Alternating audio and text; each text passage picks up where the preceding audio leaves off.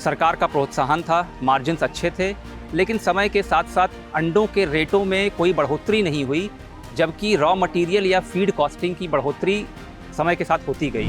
तो नेचुरल सी बात है, जो कंपनी आपको रेडीमेड फीड बना के दे रही है वो उसमें कुछ डाइल्यूशन करेगी। आप अपना खुद का फीड प्रोडक्शन करें, चाहे आपकी फार्म की कैपेसिटी 10,000 हो या 40,000 हो। जी। One of the important reasons कि इसमें जितना नाइट्रोजन होता है किसी और फर्टिलाइजर में नहीं होता है, बिकॉज बर्ड्स यूरिनेट नहीं करती हैं। तो this fertiliser is full of nitrogen, phosphorus and calcium. एक जो एवरेज प्रोडक्शन होगा अंडे का वो कितना होगा? साल में लगभग 1 करोड़। जी। सरकार ये तो कर सकती है, चाहे वो यूपी का अंडा हो या यूपी में जो बाहर का अंडा आए, उस पर डेट ऑफ प्रोडक्शन अंकित रहे। आज हम एक ऐसे युवा किसान के खेत पर मौजूद हैं जिन्होंने बीटेक और एमबीए की पढ़ाई के बाद खेती किसानी के क्षेत्र को चुना। कई साल कॉर्पोरेट में नौकरी की, लेकिन फिर आ गए खेती किसानी और पोल्ट्री की इंडस्ट्री में। और अब वो बहराइच जिले के रंजीतपुर गांव में एक फार्म चला रहे हैं, लेयर फार्मिंग कर रहे हैं। यहाँ पर अंडे का उत्पादन हो रहा है और सालाना इस फार्म से 1 करोड़ अंडे से ज्यादा उत्पादन होता है। मिलवाते हैं आपको करण शाही से, जिन्होंने इस काम को चुना अपने एक सुनहरे भविष्य के लिए। करण जी, बहुत बहुत स्वागत आपका गांव जंक्शन पर हमारे साथ में इस समय। करण जी, ये बताइए, बीटेक किया, एमबीए किया, कॉर्पोरेट में नौकरी की और उसके बाद आ गए गांव में खेती किसानी और ये लेयर फार्मिंग। तो क्या जो पहले से कुछ ऐसा कनेक्शन रहा, कुछ नाता रहा जो इसमें आए हैं? नहीं, कनेक्शन के नाम पे तो बाबा लोग की खेती ही थी, जमींदारी थी, लेकिन ऐसा कुछ खास कनेक्शन नहीं था। क्योंकि पिताजी इंजीनियर थे, सरकारी विभाग में थे, तो शुरू से जो है इंजीनियर डॉक्टर बनने का दबाव था घर की तरफ से। तो इंजीनियरिंग तो आपने भी कर ली फिर? बड़े भाई साहब थे, चूँकि उन्होंने पहले क्लास 12 पास किया तो उन्होंने डॉक्टरी चुन ली, तो हमारे पास सिर्फ इंजीनियरिंग चुनने का ऑप्शन था। इंजीनियरिंग करने के बाद कुछ साल नौकरी की, लेकिन वो चीज़ बहुत ज़्यादा समझ में नहीं आई। हमेशा ये मन था कि कुछ खुद का करना है और कुछ ऐसा बिजनेस रहे जहाँ पे खुद की सेल्फ सफिशिएंसी रहे, लोगों पे डिपेंडेंस ना रहे, कोई आपको ऊपर से बोलने टोकने वाला ना रहे, आप अपनी मर्ज़ी से अपना काम करिए, किसी के ऊपर कोई डिपेंडेंसी ना रहे। तो इस नाते इस काम को चुना। इस काम को जब आपने चुना तो पहले तो ये बताइए, कब से आप इस काम को कर रहे हैं? सर 2018 से। 2018। उसके पहले कितने साल लगभग आप कॉर्पोरेट में रहे? 2006 से लेकर 2016-17 तक, यानी 10 साल से ऊपर का समय दिया। समय। यहाँ पे जब आप आए और आपने इस काम को शुरू किया, उससे पहले बहुत सारे और काम भी देखे होंगे, चाहे वो लाइफ स्टॉक से जुड़े हों, चाहे एग्रीकल्चर से जुड़े हों। 2012-13 के पहले उत्तर प्रदेश में अंडे का उत्पादन ना के बराबर था। मुख्यतः जो अंडे आते थे वो पंजाब से या फिर तमिलनाडु या आंध्र प्रदेश से आते थे। शुरुआत में सरकार का प्रोत्साहन था, मार्जिन्स अच्छे थे, लेकिन समय के साथ साथ अंडों के रेटों में कोई बढ़ोतरी नहीं हुई, जबकि रॉ मटेरियल या फीड कॉस्टिंग की बढ़ोतरी समय के साथ होती गई। तो 2018 में जब हमने ये काम शुरू किया था, उस समय तक बिज़नेस में मार्जिन काफ़ी अच्छा था, लेकिन समय के साथ जैसे जैसे अंडे के रेट रुक गए और बाकी रॉ मटेरियल्स की कॉस्टिंग बढ़ती गई, ये एक चैलेंजिंग सिचुएशन आ गई है आज की डेट में। तो इस चैलेंज का सामना करने के लिए, क्योंकि एक बिजनेस कर रहे हैं आप, तो इस चैलेंज का सामना करने के लिए, चुनौती को पार करने के लिए क्या उपाय आपने अपनाए? देखिए, अगर हम एक इंडिविजुअल फार्म के स्तर पे बात करें तो हमारे हाथ में इस समस्या से निपटने के बहुत सारे उपाय नहीं हैं। हमारे हाथ में जो उपाय हैं कि हम अपने फार्म का प्रोडक्शन अच्छा रखें, अपने फार्म को बीमारियों से दूर रखें और मैक्सिमम आउटपुट निकाल सकें। और ये हमारा लिटर है। जब हमारा शेड खाली होता है तो ये जो आप नीचे देख रहे हो, अगर आप इधर देखोगे तो ये पूरा आपका मैन्योर है। जनरली एक कंसेप्ट है ऑर्गेनिक फर्टिलाइज़र का, और इसमें सबसे फेमस आपका आता है काउडंग फर्टिलाइज़र। बट ये बहुत कम लोगों को मालूम होगा कि जो पोल्ट्री लिटर होता है, that is the best fertiliser. One of the important reasons कि इसमें जितना नाइट्रोजन होता है किसी और फर्टिलाइज़र में नहीं होता है, बिकॉज बर्ड्स यूरिनेट नहीं करती हैं।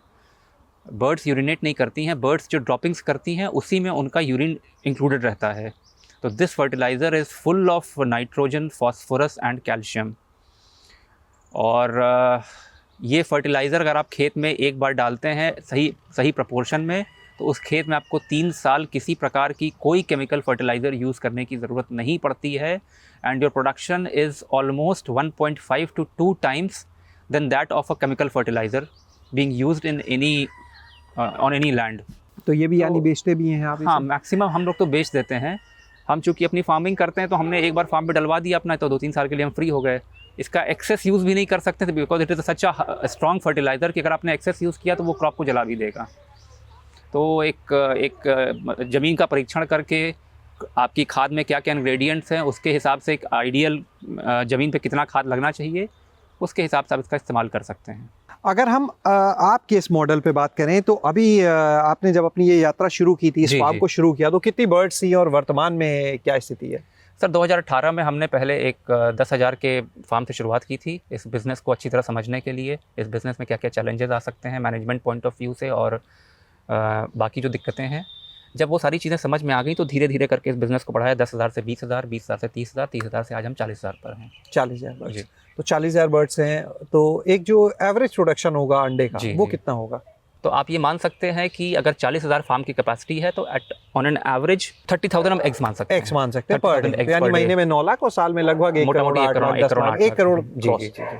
तो ये बताया, अभी जो हमने आपसे बात की थी फीड वाली, जी, तो फीड को लेके किन बातों का आप ध्यान रखते हैं? क्योंकि आपने बोला ना कि मार्जिन की बात, जी। तो अपने मार्जिन, अगर आपको अपने संसाधनों से चीज़ें करनी है तो कुछ नए प्रयोग होंगे, और आप तो वैसे भी मैनेजमेंट से जुड़े हुए आदमी हैं, तो चीज़ों को बेहतर मैनेज करना जानते होंगे। देखिए 2018 में जब ये हमने फार्मिंग शुरू की थी तो हमने पूरा ध्यान अपना बर्ड मैनेजमेंट पे लगाया था, क्योंकि इस बिज़नेस को आप 3 मॉडल में डिवाइड कर सकते हैं, फीड मैनेजमेंट, बर्ड मैनेजमेंट और तीसरा मार्केटिंग जो अंडे की सेल्स है। ये तीनों अपने आप में 3 अलग-अलग काम हैं। तो हमने पहले साल काफ़ी पूरा फोकस किया बर्ड मैनेजमेंट पे और हम रेडीमेड फीड प्रोक्योर करते थे। उस टाइम चूँकि रॉ मटेरियल की कॉस्टिंग कम थी तो रेडीमेड फीड में उतनी सारी प्रॉब्लम्स नहीं थी जो आज की डेट में हैं। फॉर एग्जांपल 2018 में मेज़ जो कि सबसे इम्पोर्टेंट इंग्रेडिएंट है फीड का, जो कि 70% ऑफ फीड का, जिसमें 60% ऑफ मेज़ फीड में रहता है। मेज़ की कॉस्टिंग थी 16 से 18 रुपये, आज उसी मेज़ की कॉस्टिंग है 25 रुपये। तो नेचुरल सी बात है, जो कंपनी आपको रेडीमेड फीड बना के दे रही है वो उसमें कुछ डाइल्यूशन करेगी, वो उसमें 60% 25 रुपये का मेज़ नहीं डालेगी, उसमें और डाइल्यूशन करेगी, ऐसे इंग्रेडिएंट्स डालेगी जिनकी कॉस्टिंग कम हो। और जब आप एक अच्छी क्वालिटी का फीड नहीं खिलाएंगे बर्ड्स को तो आपके प्रोडक्शन पर इफेक्ट पड़ेगा। चूँकि ये लेयर बर्ड्स हैं जो कि अप टू 80 वीक्स आपको रखनी है, तो अगर इनको आपने अच्छा न्यूट्रिशन नहीं दिया तो ये प्री मैच्योर रिटायर हो जाएंगी और आपको एक तगड़ा लॉस दे जाएंगी। तो आज की डेट में ये सबसे इम्पॉर्टेंट है कि आप अपना खुद का फीड प्रोडक्शन करें, चाहे आपकी फार्म की कैपेसिटी 10,000 हो या 40,000 हो। जी। अब आती है फीड मैनेजमेंट की बात। तो फीड मैनेजमेंट में तो अब आपने अपना खुद बनाना शुरू कर दिया? जी, हमने पिछले 3 साल से खुद का ही फीड बना रहे हैं। तो फीड मैनेजमेंट में कुछ बहुत बेसिक चीज़ें हैं, जैसे कि आप जो भी रॉ मटेरियल्स यूज़ कर रहे हैं इसमें मेजरली आपका, जैसे मैंने आपको बताया 60% तो उसमें मक्के का इस्तेमाल होता है। प्रोटीन सोर्स के लिए हम डी ऑयल्ड सोयाबीन केक मंगाते हैं, और इसके अलावा डी ऑयल्ड मस्टर्ड केक और डी ऑयल्ड राइस ब्रान, और इसके अलावा कुछ मेडिसिन सप्लीमेंट्स। तो ये हम देख रहे हैं मक्का आपके यहाँ काफ़ी लगा हुआ है जी। तो ये सब क्या, जब से अपनी फीड तैयार करनी शुरू की तब से मक्के की खेती भी शुरू हो गई या पहले ही? नहीं सर, ये तो एक्सेस लैंड था, तो यहाँ ये था कि कुछ ऐसी खेती करें जिससे कि हमें बाहर का सामान ना लेना पड़े, अपने ही खेत से अपने ही खुद का खाएं। अच्छा, आप जब पहले बाहर से लेते थे फीड और अब जब खुद बनाने लगे, दोनों में अंतर क्या देखा? वो फीड देते थे जब अपनी बर्ड्स को, बाद में अपनी दी, कोई प्रोडक्शन पे या क्वालिटी क्या फ़र्क देखा? बहुत सारे अंतर है, बहुत सारी चीज़ें हैं। मोटा मोटी जब आप एक रेडीमेड फीड ले रहे हो बाहर से तो आपको फीड इंग्रेडिएंट्स पे कोई कंट्रोल नहीं है कि जो आपको रेडीमेड फीड बना के दे रहा है उसने वो आपको क्या इंग्रेडिएंट्स दे रहा है। Are those ingredients up to the mark और नॉट? आप खुद का फीड जब बनाते हो तो यू इंश्योर कि आपकी बर्ड को एक best quality feed with optimal nutrition मिल रहा है। आउटपुट के रूप में आपने क्या अंतर देखा जब आपने देखा अपने यहाँ खुद फीड तैयार करके देना, तो जो आउटपुट आया वो क्या किसी तरह का बदलाव है?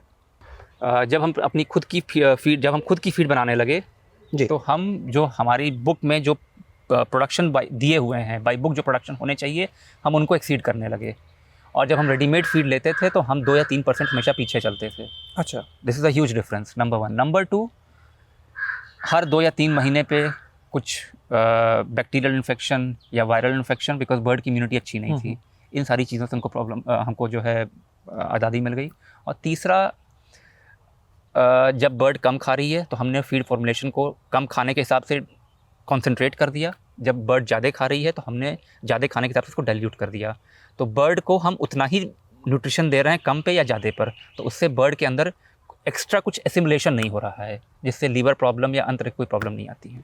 जितना एक प्रोडक्शन आपके यहाँ होता है, जी। कि 1 करोड़ से ऊपर अंडे हैं, तो ये क्या सिर्फ बहराइच तक सीमित है इसकी सेल सप्लाई, या बाहर भी? हम अगर सिर्फ बहराइच की बात करें तो टोटल बहराइच का प्रोडक्शन मोटा मोटी 1.5 लाख के आसपास है। यानी मार्केट की कोई समस्या नहीं है मार्केट कम की से कम? देखिए, जैसा मैंने आपसे कहा कि मार्केट की एज सच कोई समस्या नहीं है अगर इसको प्योरली डिमांड और कंजम्पशन के बेसिस पे देखा जाए। लेकिन इसको अगर आप ऑल इंडिया लेवल पे देखेंगे तो प्रॉब्लम्स कुछ और हैं। प्रॉब्लम्स हैं जो बड़े बड़े ट्रेडर्स हैं, जो अंडे को कम रेट पे कोल्ड स्टोरेज में स्टोर कर रहे हैं। आर्टिफिशियली रेट को रिड्यूस किया जा रहा है। जब एक सफिशिएंट अमाउंट ऑफ अंडा कोल्ड स्टोरेज में स्टोर हो गया, फिर रेट को इंक्रीज़ करके उस कोल्ड स्टोरेज वाले अंडे को बाहर निकाल के बेचा गया। यानी सारी चीज़ें प्लान्ड है, इनके ऊपर निगरानी की बहुत ज़रूरत है। बहुत ज़रूरत है, बहुत ज़रूरत है। यानी अगर इन चीज़ों पे निगरानी की जाए तो ये जो लेयर फार्मिंग का काम है, जो एग प्रोडक्शन है, इसको और बढ़ावा मिल सकता है, और लोग आने के लिए इसमें देखिए, और प्लानिंग कर सकते हैं। सरकार ने ये नीति लॉन्च की थी प्रदेश को अंडा उत्पादन के क्षेत्र में स्वावलंबी बनाने के लिए। लेकिन फिर सरकार को ये देखना पड़ेगा कि जो फार्मर सरकार की ये नीति अपना रहे हैं, इतना बड़ा एक 10,000 के फार्म पे आज की डेट में सरकार के हिसाब से 1,49,00,000 का जो है इन्वेस्टमेंट है। तो इतना बड़ा इन्वेस्टमेंट करने के बाद अगर फार्मर लॉस में जा रहा है, 2 या 3 साल में उसको अगर फार्म बंद करना पड़ जाए, इसका मतलब कि सब घर बार सब तबाह हो गया। अगर हम एक FSAI के गाइडलाइंस को देखें तो FSAI के गाइडलाइंस में 21 दिन अंडे की एक्सपायरी डेट बताई गई फ्रॉम डेट ऑफ प्रोडक्शन। तो सरकार ये तो कर सकती है, चाहे वो यूपी का अंडा हो या यूपी में जो बाहर का अंडा आए, उस पर डेट ऑफ प्रोडक्शन अंकित रहे। ऐसी मशीनें हैं मार्केट में जो डेट ऑफ प्रोडक्शन आप उस पर छाप सकते हैं। कंज्यूमर जो अंडा खा रहा है उसको मालूम रहे कि अंडा 4 दिन पुराना है, 5 दिन पुराना है।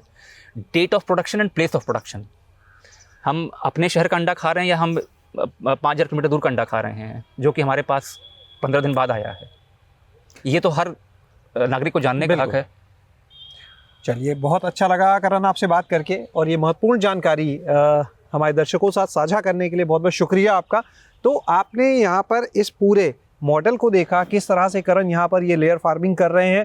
हालांकि कुछ चुनौतियाँ भी हैं जिसकी वजह से उनको दिक्कत है, लेकिन उनका ये मानना है कि अगर इन चुनौतियों का समाधान कर दिया जाए तो एक काफ़ी बढ़ता हुआ बाज़ार है, मांग और आपूर्ति के बीच का जो अंतर है वो काफ़ी बड़ा है, और ऐसे में अगर इन चुनौतियों को थोड़ा दूर किया जाए, समस्याओं को दूर किया जाए, तो और लोग इस इंडस्ट्री की तरफ आगे अपने कदम बढ़ा सकते हैं।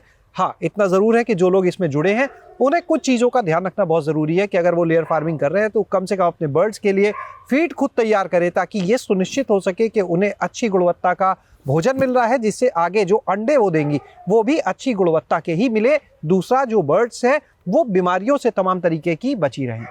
शैलेश अरोरा, गाँव जंक्शन। गाँव जंक्शन को सभी सोशल मीडिया प्लेटफॉर्म्स पर फॉलो करें। व्हाट्सएप चैनल और जीमेल आईडी पर भी संपर्क साध सकते हैं।